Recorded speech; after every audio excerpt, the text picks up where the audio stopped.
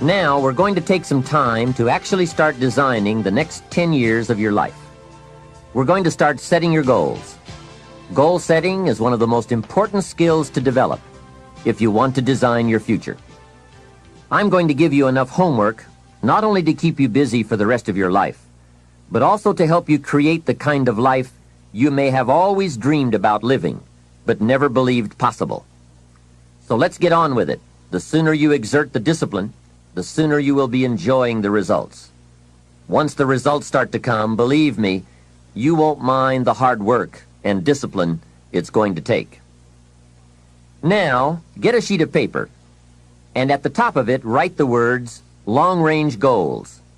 I'm going to ask you some questions, and I want you to jot down the answers. If you don't have paper and pen handy, follow along with me now anyway, just listening. Then, later, listen again when you can write down your ideas. After I've asked the questions, which is the first part of this exercise, you can stop the tape and work on your answers. All right, let's start this exercise. The basic question you are going to answer is, what do I want within the next 1 to 10 years?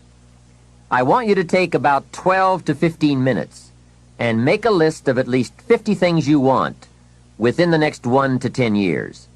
These are long-range goals. To help you get started with your list, consider these questions. What do I want to do? What do I want to see? What do I want to be? What do I want to have? Where do I want to go? And what would I like to share? Now, with these thought-starter questions in mind, answer the basic question. What do I want within the next 1 to 10 years? See how many things you can write down. At this point, don't take the time to describe in detail everything you want. This is the time for you to let your thoughts pour, to write fast and to abbreviate. For example, if you just write down 380, you'll know what that means. You don't have to describe the color and the interior of the car. You'll do that later in this exercise. I want you now just to abbreviate and write fast. Make the list as long as you possibly can. Try to write down at least 50 items, 50 things you want within the next 1 to 10 years. These are long-range goals. Spend about 12 to 15 minutes on this.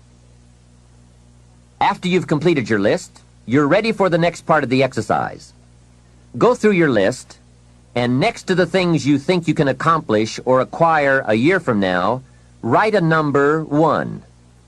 Next to the things you think it will take 3 years to realize, write a 3. Next to the things it will take 5 years to accomplish, write a 5. And next to the things it will take 10 years to accomplish, write a 10.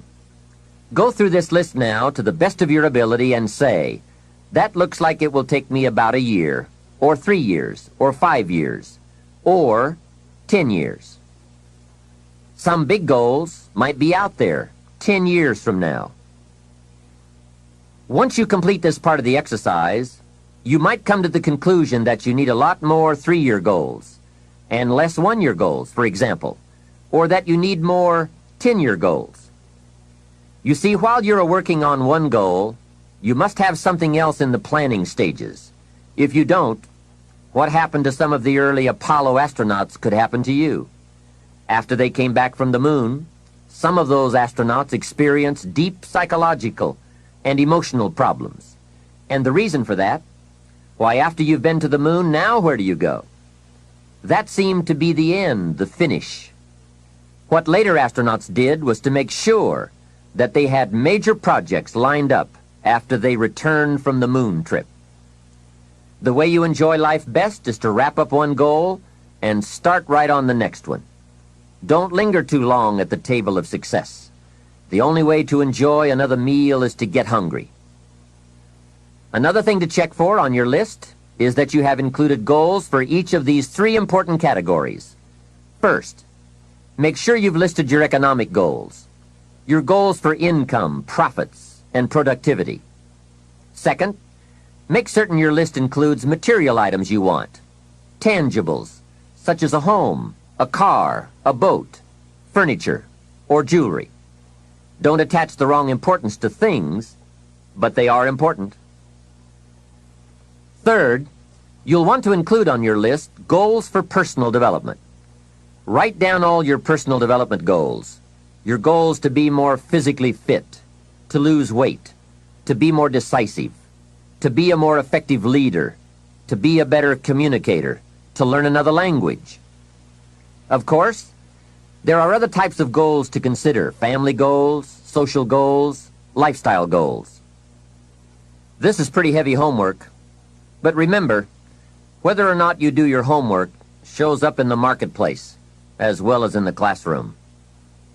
After you have determined which of your goals are 1 year, 3 year, 5 year, and 10 year, and after you've made certain your list includes economic goals, things, and personal development goals, I want you to go back to this list again. Now pick out the 4 most important 1-year goals, the 4 most important 3-year goals, the 4 most important 5-year goals, and the 4 most important 10-year goals. Those 16 goals will give you plenty of work for now.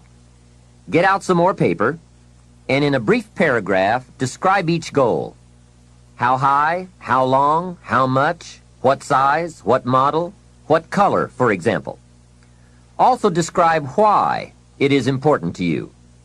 This is a process where you either talk yourself into it or talk yourself out of it, which is good. When you're unclear as to why something is important, usually you put only half-hearted effort into it. What you want is a powerful motivator, but the reason why you want it is an even more powerful motivator. It has greater pull. You may find that some of your goals you thought at first glance were important are not important after all. Do some reflecting, refining, and revising. The point is, right now, try to have approximately 4 1-year, 3-year, 5-year, and 10-year goals that you truly believe in, that inspire you, that you've sold yourself on. When these goals and the reasons you want to obtain them are each clearly described in a brief paragraph, transfer this information to a journal or some type of notebook that you can carry with you easily and refer to often. It's essential to set aside some time every week to review all of your goals, to rearrange them, redo them, restructure them, to add goals, or to tear up the whole list and start over. Goal setting is not something you do just once. It's a continual process. Also, you must constantly check your progress toward your goals. You don't want to fall too far behind on, or worse, lose sight of, your important goals. Now, just as important as your long-range goals are your short-range goals. Your goals for tomorrow, next week, next month, 6 months from now. These are goals you can accomplish within the next year, the immediate future. We call these goals confidence builders. When you work hard, burn the midnight oil, and accomplish these little things, it builds your confidence to go for your long-range goals. Write down in your notebook or journal all the little things you would like to have or accomplish in the next year. How you set up this list is up to you. You might want to break it down by week or by month. Set it up in whatever way works well for you. Part of the fun of having a list is being able to check off something as obtained or completed. Every week, try to check off at least one thing on your list of short-term goals. And when you are able to check off something major, something on your list of long-range goals, celebrate. Make winning joyful. Congratulate yourself. It is very important to celebrate progress. We grow from 2 experiences. One is the joy of winning, and the other is the pain of losing. Here's what that also means. Make losing painful. Put it on yourself. If you set something up, fooled around, didn't pull it off, put it on yourself. And get around people who will help in this area. Hey, don't join an easy crowd.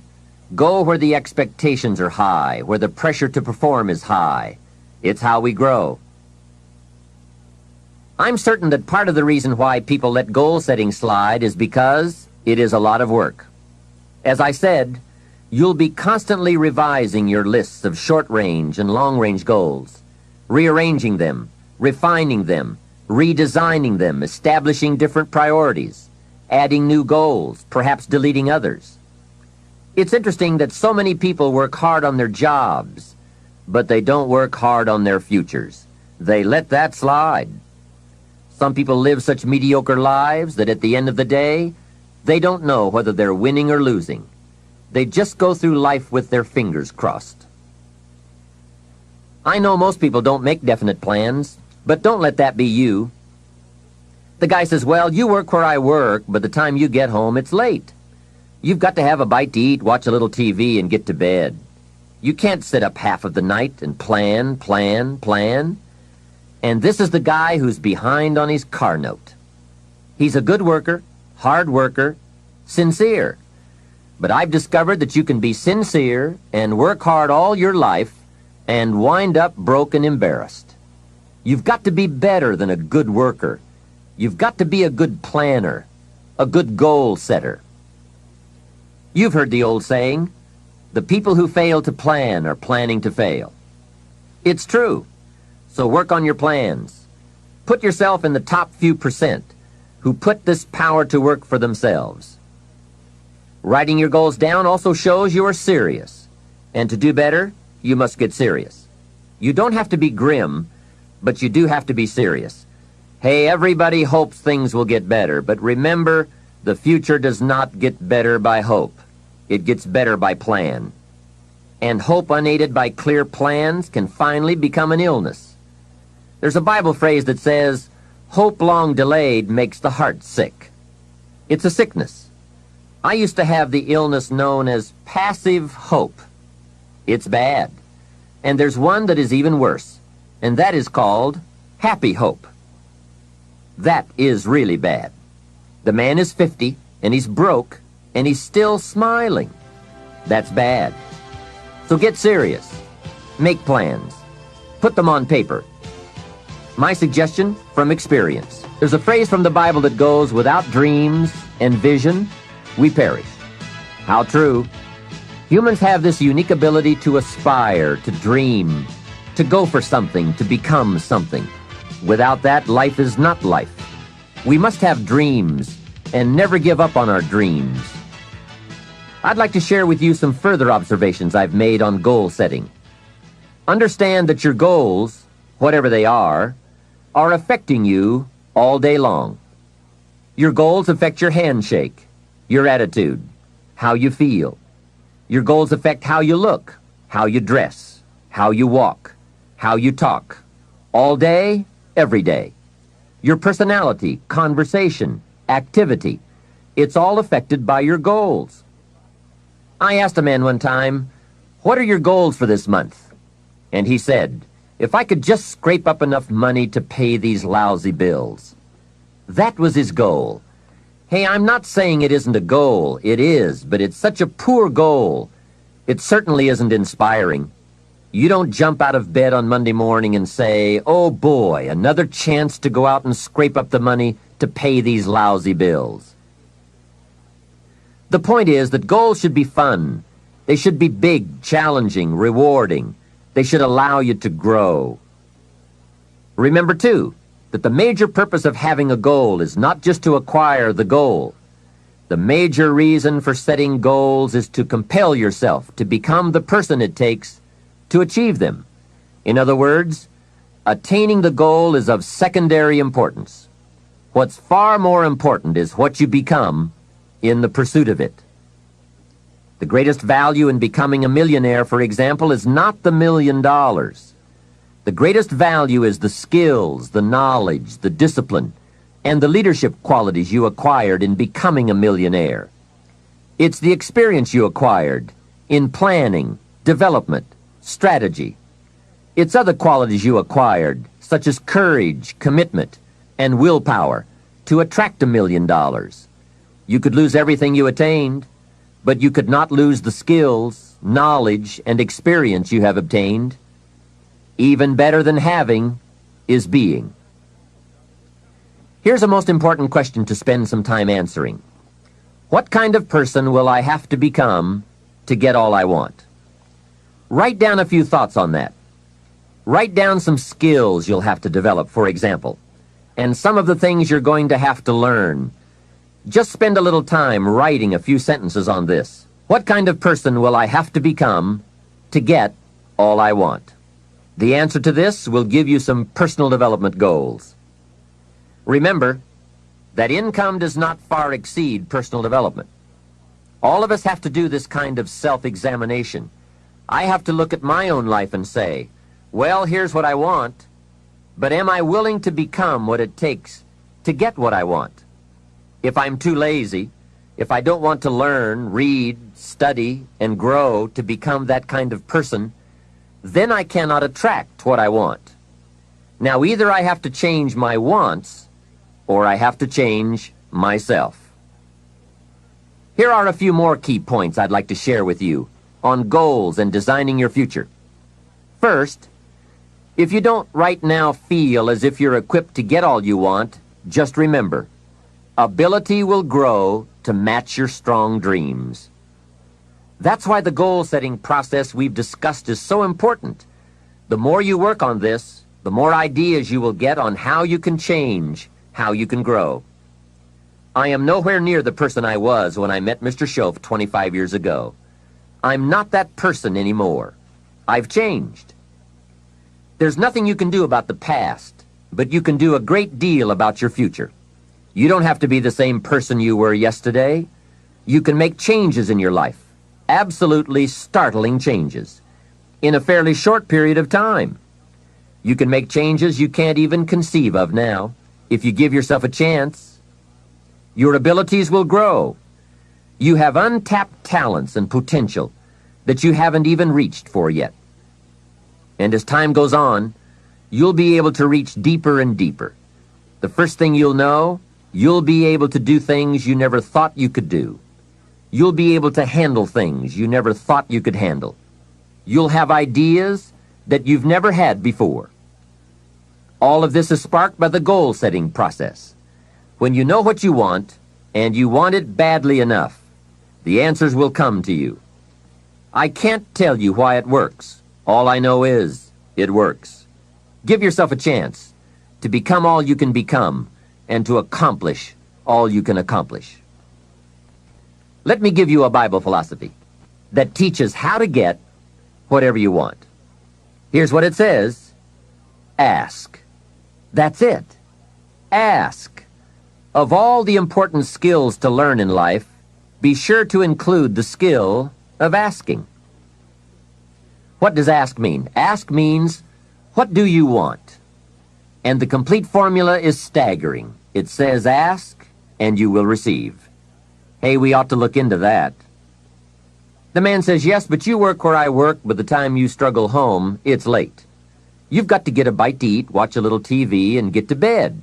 You can't sit up half the night and ask. And this guy is behind on his bills. He's a good worker, hard worker, sincere, but you've got to do better than work hard and be sincere all of your life. You'll wind up broke and embarrassed. You've got to be better than a good worker. You've got to be a good asker. Let me give you some key points on this asking and receiving, setting goals, asking of life. Here's part of the philosophy that helped me to change. First, asking starts the receiving process. Asking is like pushing a button, and all this machinery starts working, mental and emotional machinery. I don't even know how it works, but I do know it works. There are a lot of things you don't need to know how they work. Just work them. Some people are always studying the roots. Others are picking the fruit. It all depends on what end of it you want in on. So asking is the beginning of receiving. Second, receiving is not the problem. You don't have to work on receiving. It's automatic. So if receiving is not the problem, what is the problem? It's failing to ask. The man says, I see it now. I got up every day this year and hit it hard, but nowhere in my house is there a list of what I want from my life. Can you see? Good worker, poor asker. Third, receiving is like the ocean. There's plenty, especially in this country. It's like an ocean here. Here, success is not in short supply. It isn't rationed so that when you step up to the window it's all gone. No, no. Well, if that's true, what is the problem? Well, the problem is some people go to the ocean with a teaspoon.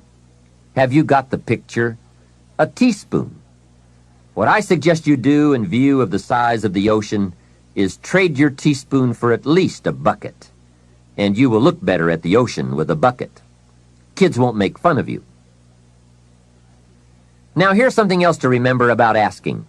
There are two ways to ask. One is ask with intelligence. It didn't say ask intelligently, but I'm sure it meant that. Don't mumble. You won't get anything by mumbling. Be clear, be specific. Intelligent asking means how high, how long, how much, when, what size, what model, what color. Describe what you want. Define it. Remember, well-defined goals are like magnets. The better you define them, the stronger they pull. And give your goals purpose. Answer both questions. What do I want? That's the object. And the second question, what for? That's purpose. Purpose is stronger than object. What you want is powerful and it will pull, but what you want it for is more powerful. Here's the second way to ask. Ask with faith. Faith is the childish part. It means believe you can get what you want like a child, not an adult. Many adults are too skeptical. They've lost that wonderful childlike faith and trust. Don't let that happen to you. Believe in, have faith in yourself and your goals. And get excited like a child. Childlike enthusiasm. Nothing can beat it. Kids think they can do anything. How exciting.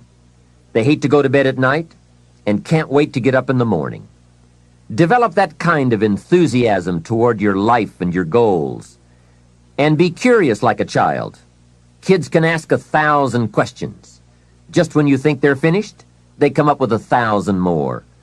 They'll drive you to the brink. But it's really a virtue. Have plenty of curiosity. Ask questions. That's how you learn. Another fringe benefit of setting goals is what it does for your ability to manage your time effectively. This is no small thing. We'll look at time management in detail in a later session, but now, while we're talking about goals, I'd like to share a few ways your use of time are affected by or influence the achievement of your goals. Have you ever thought that without some very clear written goals, you never even need to consider managing your time? Time essentials come from objectives well defined. Time can't be critical if objectives aren't defined. Now you might be one of those uniquely fortunate individuals who can keep all their objectives and purposes clearly defined in their minds and operate from that. But I wouldn't take the chance. Write your goals down and set careful priorities. Sometimes priorities are determined by the season. For a farmer in springtime, the season dictates his most important activities. During the spring, a farmer must work around the clock, burn the midnight oil, and keep the equipment running because he has only this small window of time for the planting of his crops. One of the difficulties of living in an industrialized society is the losing of the sense of seasons. When to pour it on, when to ease back, when to take advantage. It's easy to keep going from 9 to 5, year in and year out, and lose a natural sense of priorities and appropriate time. Don't let one year just blend into the next. Keep an eye on your own seasons, lest you lose track of values and substance. Part of setting priorities is learning to separate major activities from minor activities. This is a whole skill in itself, but once you have learned it, it will pay dividends you won't believe. So learn to put everything on your mental scales to be carefully weighed before you spend time or money. And here's a good question to constantly ask. Is this a major or a minor? By asking that question, you will reduce the amazingly natural tendency to spend major time on minor things. In sales training, we are taught that major time is the time spent in the presence of the prospect, while minor time is the time spent on the way to the prospect. If you're not careful, you will spend more time on the way to than in the presence of. So in sales we teach, don't go across town till you've gone across the street. Wouldn't it be wise to make an evaluation if you're in sales and ask, how much time am I spending in the presence of, and how much time on the way to? Majors and minors, what a great discipline to exercise. It also reads, don't spend minor time on major things. It's easy to get values mixed up. The man spends 3 hours watching television and only 30 minutes playing with his kids. Something is probably out of line there, right? It also reads, don't spend major money on minor things. If you spend more on candy than on audio cassettes like this, or books, that would be foolish, right? Here is a great goal-achieving tip. Don't mistake movement for achievement. It's possible to be busy all day, come home exhausted, and only then realize that very little of your day consisted of productive activities in the pursuit of your goals. Don't get faked out by being busy. The man says, I've been going hard all day. I've really put in the hours and the effort. But here's the major question. Doing what? It isn't going hard all day that counts. It's the doing what, the value that counts. Another essential is concentration. This is one of those difficult things, especially in a society where there are so many voices asking for our attention. The television voices, the radio voices, your family voices, the friends' voices, social voices, business voices, advertising, commercials. Isn't it amazing? You can turn off the television and the commercials keep running. How do you turn them off in your mind? That is the challenge to be mastered. The best use of time comes from putting plenty of value in it, and concentration means you take that challenge seriously. It's called careful investment for maximum results. Concentration. The big sports stars will tell you the cost of not concentrating. Just a little slip of concentration, and they put one by your feet. And there goes first place, and maybe the big money. So writing a letter, concentrate. Making a call, having a conversation. Trying to solve a problem, concentrate. You won't believe the effect this will have on your life. Now, there is a time to let your mind wander, but it's a time you designate specifically for that purpose.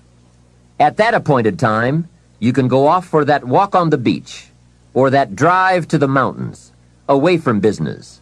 Let the breezes blow and your mind soar. Do some dreaming. That's healthy. But do it at that pre-planned time. At all other tasks, concentrate. Another aspect of managing goals and time is constant review. There's just no way to keep on target with your priorities without this. Whether it's business goals, personal goals, family goals, or investment goals, they must all be reviewed to see if you are on track, which is all the more reason for writing them down. Careful goal setting could be the time management answer you've been looking for. Goals well defined and well described and well thought out make us look carefully at the time we have and how to get the most from it to make all of our dreams come true.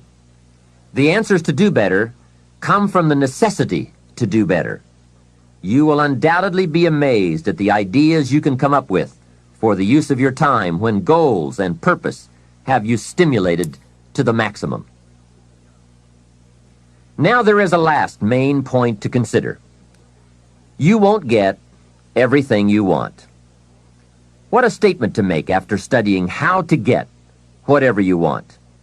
But you won't get everything you want, and the reason is, it's not that kind of planet. Sometimes it's going to hail on your crop and rain on your parade. I'm sure you are very well aware of this. But in my opinion, if you work the system I've just shared with you, you will get more than plenty. More often than not, You will get what you want. Those are good odds. There's no telling what you can do when you get inspired by results in advance. There's no telling what you can accomplish when you have goals and you believe in them. Just try this system for 90 days. Just try it. It may work even better for you than it has for me. I wish that for you.